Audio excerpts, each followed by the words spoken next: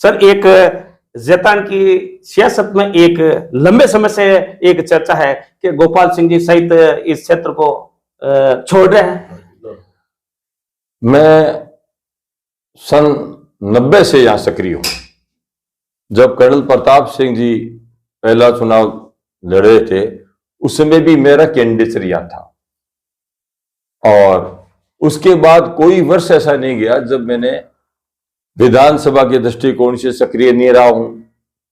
और फिर मेरा सौभाग्य था कि मेरे दिमाग पे हमेशा जयतारण जयतारण खटकता था, और ईश्वर का ऐसा आशीर्वाद रहा कि मैं जब लोकसभा लड़ा और ये जब डिलिमिटेशन हुआ और जयतारण इस राजसमंद में आई, तो फिर मैंने सोचा कि ईश्वर का यह आदेश है कि मैं यहां से एमएलए नहीं तो एमपी तो बन ही सकता हूं, और यहां से चुनाव लड़ा। और आप अचंभा करोगे, 85 के बाद पिछले 35 साल में कांग्रेस जैतारण से कभी नहीं जीती।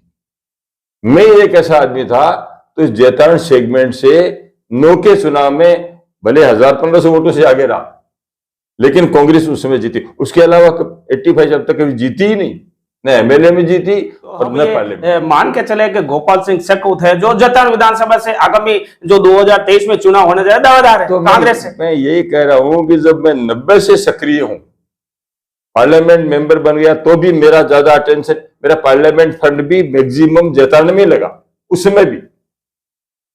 और अब भी जब कभी कोई डेवलपमेंट, आप अचंभा करेंगे, राजस्थान में सबसे लंबा नेशनल हाईवे अगर स्वीकृत हुआ है अब तक,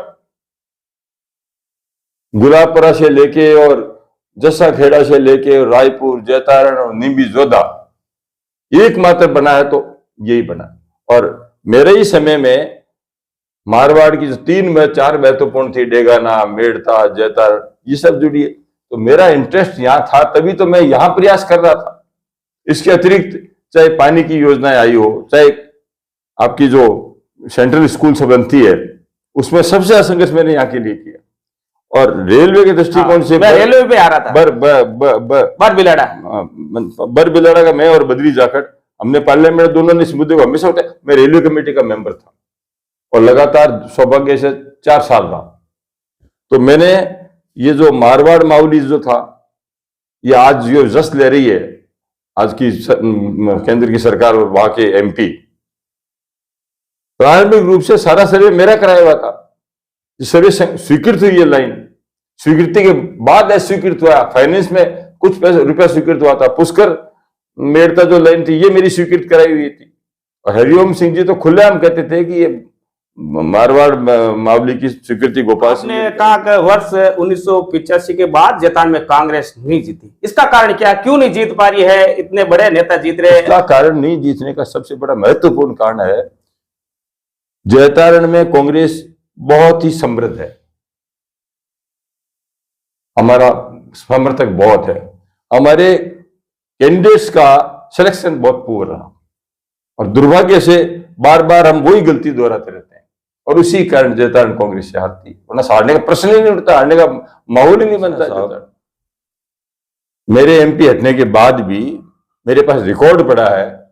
मैं समय समय पे हमेशा लिखता रहा हूं कि भाई इस सड़क का रिन्यूअल करो, इसको खड्डे नहीं, इसमें तो कुएं बन गए हैं। मैं आज ही आया हूं मेरे गांव से, तो पाल्यास रास्ते में गांव आता है, अरन्याला एक गांव आता है, निकल नहीं सकती गाड़ियां, मोटरेबल ही नहीं है।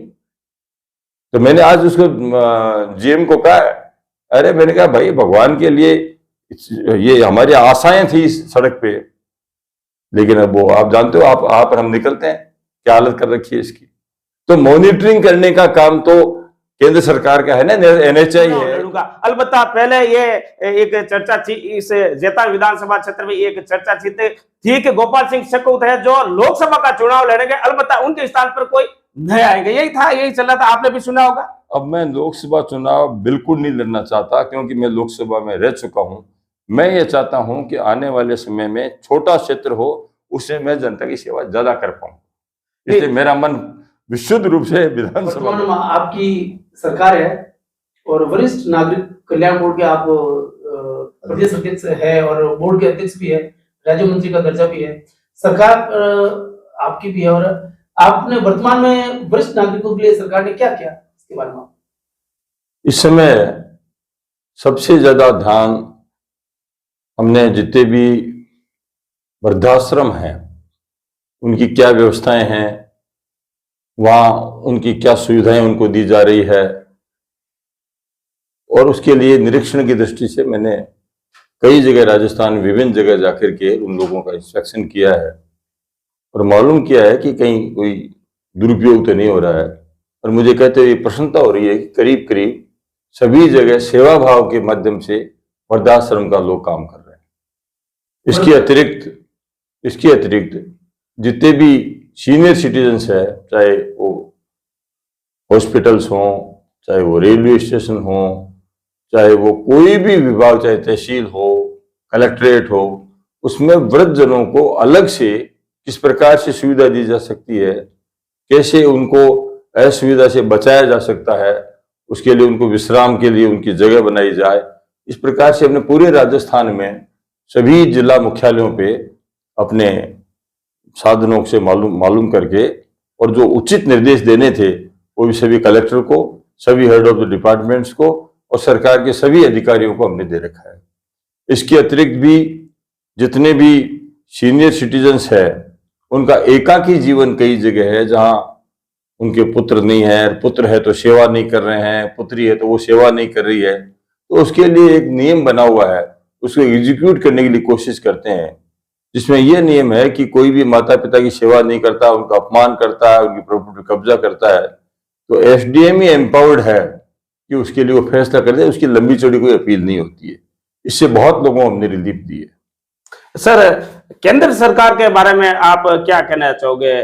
देश में मोदी जी की लहर है। सबसे दुखदायक बात यह है, as senior citizen welfare board chairman, railway को जो सीनियर सिटीजन्स को सुविधा दी हुई थी, किराए में रियायत दी हुई थी, उसको उन्होंने बंद कर दिया। तो वो बहुत ही वृद्धजनों की दृष्टि से अपमानजनक है और असुविधाजनक है, और इतनी सामाजिक भावना का जो ये नियम था, तो हमने रेलवे मंत्री को भी लिखा, प्रधानमंत्री को लिखा, लेकिन दुर्भाग्य से उनका कोई जवाब नहीं आया और न कोई किसी प्रकार की रिलीफ दी गई। केंद्र सरकार का इसके अतिरिक्त जो है, केवल भावना वो लोग बेचते हैं, भावना बेच करके राज चला रहे हैं। व्यवहार में क्या सुविधा दी जानी चाहिए, क्या रियायत दी जानी चाहिए।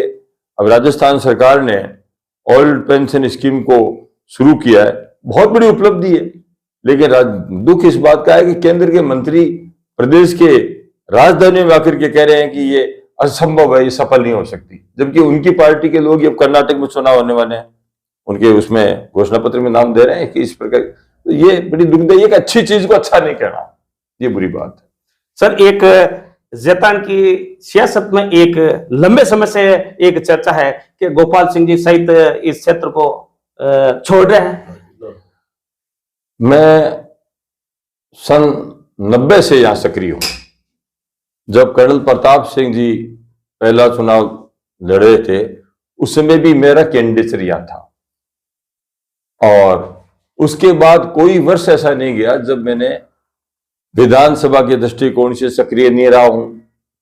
और फिर मेरा सौभाग्य था कि मेरे दिमाग पे हमेशा जयतारण जयतारण खटकता था, और ईश्वर का ऐसा आशीर्वाद रहा कि मैं जब लोकसभा लड़ा और ये जब डिलिमिटेशन हुआ और जयतारण इस राजसमंद में आई, तो फिर मैंने सोचा कि ईश्वर का यह आदेश है कि मैं यहां से एमएलए नहीं तो एमपी तो बन ही सकता हूं, और यहां से चुनाव लड़ा। और आप अचंभा करोगे, 85 के बाद पिछले 35 साल में कांग्रेस जैतारण से कभी नहीं जीती। मैं एक ऐसा आदमी था तो इस जैतारण सेगमेंट से 9 के चुनाव में भले 1000-1500 वोटों से आगे रहा, लेकिन कांग्रेस उस समय जीती। उसके अलावा 85 अब तक कभी जीती ही नहीं, न एमएलए में जीती और न पार्लियामेंट में जीती। तो हम ये मान के चले कि गोपाल सिंह शेकौत है जो जैतारण विधानसभा से आगामी जो 2023 में चुनाव होने जा रहा है, दावेदार है तो कांग्रेस से। मैं यही कह रहा हूं कि जब मैं 90 से सक्रिय हूं, पार्लियामेंट मेंबर बन गया, तो भी मेरा ज्यादा अटेंशन, मेरा पार्लियामेंट फंड भी मैक्सिमम जैतारण में लगा उस समय भी, और अब भी जब कभी कोई डेवलपमेंट, आप अचंभा करेंगे, राजस्थान में सबसे लंबा नेशनल हाईवे अगर स्वीकृत हुआ है अब तक गुलाबपुरा से लेके और जस्सा खेड़ा से लेके रायपुर, जैतारण और नीमबी जोधा एकमात्र बना है तो यही बना। और मेरे ही समय में मारवाड़ की जो 4 महत्वपूर्ण थी, डेगाना, मेड़ता, जैतारण, ये सब जुड़ी है। तो मेरा इंटरेस्ट यहाँ था, तभी तो मैं यहाँ प्रयास कर रहा था। इसके अतिरिक्त चाहे पानी की योजनाएं आई हो, चाहे आपकी जो सेंट्रल स्कूल से बनती है, उसमें सबसे ज्यादा संघर्ष मैंने यहाँ के लिए किया। और रेलवे के दृष्टिकोण से मैं रेलवे पे आ रहा था। बर बिलाड़ा का मैं और बद्री जाखड़, हमने पार्लियामेंट दोनों ने इस मुद्दे को हमेशा उठाया। मैं रेलवे कमेटी का मेंबर था और लगातार सौभाग्य से 4 साल रहा। तो मैंने ये जो मारवाड़ मावली जो था, ये आज जो जश्न ले रही है आज की केंद्र की सरकार और वहां के एमपी, प्रारंभिक रूप से सारा सर्वे मेरा कराया हुआ था। सर्वे स्वीकृत हुई, ये लाइन स्वीकृति के बाद स्वीकृत हुआ। फाइनेंस में कुछ रुपया स्वीकृत हुआ था। पुष्कर मेड़ता जो लाइन थी, ये मेरी स्वीकृत कराई हुई थी। और हरिओम सिंह जी तो खुलेआम कहते थे कि ये मारवाड़ मावली की स्वीकृति गोपाल सिंह जी ने कराई है। लेकिन यश लेने का भागदौड़ है, काम करने का शौक नहीं है किसी को भी।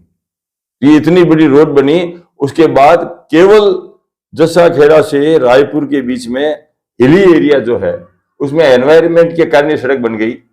मैंने वर्तमान एमपी को भी कहा, मुझे मिल गई थी एक शादी में, मैंने कहा आप ये जो महत्वपूर्ण सड़क है, इसका ये हिली एरिया इसको काट करके बनाओ ना। चीरवा घाटी कैसे बन गई अगर, तो किसी का इंटरेस्ट नहीं, केवल यश लेने का काम कर रहे हैं। पीएमजीएसवाई की सड़क बन गई, वो प्रिंसिपली बनती है और उसका वर्तमान एमपी श्रेय लेने की कोशिश करते। आपने कहा कि वर्ष 1985 के बाद जैतारण में कांग्रेस नहीं जीती, इसका कारण क्या, क्यों नहीं जीत पा रही है? इतने बड़े नेता जीत रहे हैं। इसका कारण नहीं जीतने का सबसे बड़ा महत्वपूर्ण कारण है, जैतारण में कांग्रेस बहुत ही समृद्ध है, हमारा समर्थक बहुत है, हमारे कैंडिडेट्स का सिलेक्शन बहुत पुअर रहा और दुर्भाग्य से बार बार हम वही गलती दोहराते रहते हैं और उसी कारण जैतारण कांग्रेस से हारती है। वरना हारने का प्रश्न ही नहीं उठता, हारने का माहौल ही नहीं बनता है जैतारण। आपने जो सड़क स्वीकृत कराई थी तो उसको काफी समय बीता है, आपकी नजरों में ये होगा कि ये रिपेयरिंग हुई क्या, कितनी बार हुई? ऐसा है साहब, मेरे एमपी हटने के बाद भी मेरे पास रिकॉर्ड पड़ा है। मैं समय समय पे हमेशा लिखता रहा हूं कि भाई इस सड़क का रिन्यूअल करो, इसको खड्डे नहीं, इसमें तो कुएं बन गए हैं। मैं आज ही आया हूं मेरे गांव से, तो पाल्यास रास्ते में गांव आता है, अरन्याला एक गांव आता है, निकल नहीं सकती गाड़ियां, मोटरें बनी नहीं है। तो मैंने आज उसको जीएम को कहा, अरे मैंने कहा भाई भगवान के लिए ये हमारी आशाएं थी इस सड़क पे, लेकिन अब वो आप जानते हो, आप और हम निकलते हैं, क्या हालत कर रखी है इसकी। तो मॉनिटरिंग करने का काम तो केंद्र सरकार का है ना, एनएचआई है। तो आपकी योजनाएं आपकी नजरों में ठीक है, तो क्या आपकी सरकार इस बार रिपीट हो सकती है? निश्चित रूप से हो सकती है, बशर्ते हम उम्मीदवार अच्छे दें।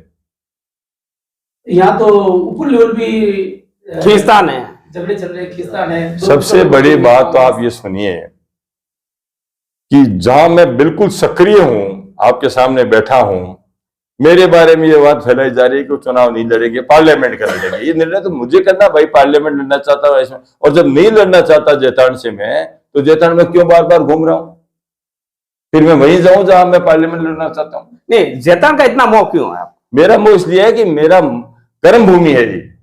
मैं बता रहा हूं आपको, पार्लियामेंट फंड भी उस जमाने में जब मैं एमपी बना था, तो हाईएस्ट पैसा मैंने जैतारण को दिया। सारे यहाँ के लोगों से जब मिलता हूं तो बोली चाली व्यवहार मुझे लगता है मेरे लोग हैं सारे। इसलिए जहां आदमी आपको मन लगता है वो आदमी रुकता है वहां। यदि आप विधायक बनते हो, विकास का क्या नजरिया रहेगा? क्या आपके दिमाग में है कि इस इलाके में क्या किया जाए? 2 बातें महत्वपूर्ण है साहब। पहली बात तो यह है कि राजनीति में एक तो होता है ईर्ष्या भाव, एक होता है सत्ता का मोह, एक होता है भ्रष्टाचार की इच्छा। ये 3 चीज इच्छा जिस नेता में होती है, वो क्षेत्र तो पिछड़ता है और वो व्यक्ति खुद भी पिछड़ता है। मैंने हमेशा यह ध्यान रखा कि राजनीति चुनाव जब होता है तब तक तो राजनीति की प्रतिस्पर्धा है, उसके बाद सभी पॉलिटिकल पार्टी के जो लोग जो क्षेत्र में सेवा करना चाहते हैं वो एक मन से क्षेत्र में काम करें, चाहे बीजेपी के हों, चाहे कांग्रेस के हों, चाहे और किसी पार्टी के हों। और हमेशा आपके मन में ये रह गया इसको पटकूं उसको पटकूं, तो वो न तो क्षेत्र आगे बढ़ेगा और न वो व्यक्ति आगे बढ़ेगा। और तीसरी बात है भ्रष्टाचार। भ्रष्टाचार चाहे किसी पार्टी में किसी व्यक्ति का पंचायत से लेकर पार्लियामेंट तक होता है तो उस क्षेत्र का फिर अधोगति होती है। अनेक राजनीतिक लोगों का यह कहना है कि गोपाल सिंह शेकौत है जो चुनाव के एन वक्त ही आते हैं। आप तो खुद देख रहे हो। नहीं, मैं तो देख ही रहा हूं, लेकिन राजनीति क्षेत्र में यह चर्चा है। आप ये देख रहे हो, कोई महीना आज तक नहीं गया कि जब मैं जेताड़ नहीं आया, कोई महीना नहीं गया पिछले 20 साल, किसी न किसी बहाने से। क्या फोन करो, फोन उठाता हूं और सारा काम तो अब फोन से होता है। अभी मेरी बात की, कलेक्टर से बात हो गई, एसपी से बात हो गई, सबसे कर ली बात। काम करना आवश्यक है, दिखना आवश्यक नहीं है। दिखाओ की राजनीति नहीं। हाँ, आप स्टेट के बड़े लीडरों में आपकी गिनती आती है, लेकिन वर्तमान जो हालात है आपकी पार्टी के, उस हालात में योजनाएं अच्छी है आपकी, हालात ये है कि ये कांग्रेस दो टुकड़ों में बटी हुई दिख रही है। कांग्रेस दो टुकड़ों में बटी हुई है, उनको दिख रही है जो कांग्रेस को मन से नहीं चाहते हैं, चाहे वो हमारे बीच बैठे हैं चाहे बाहर के।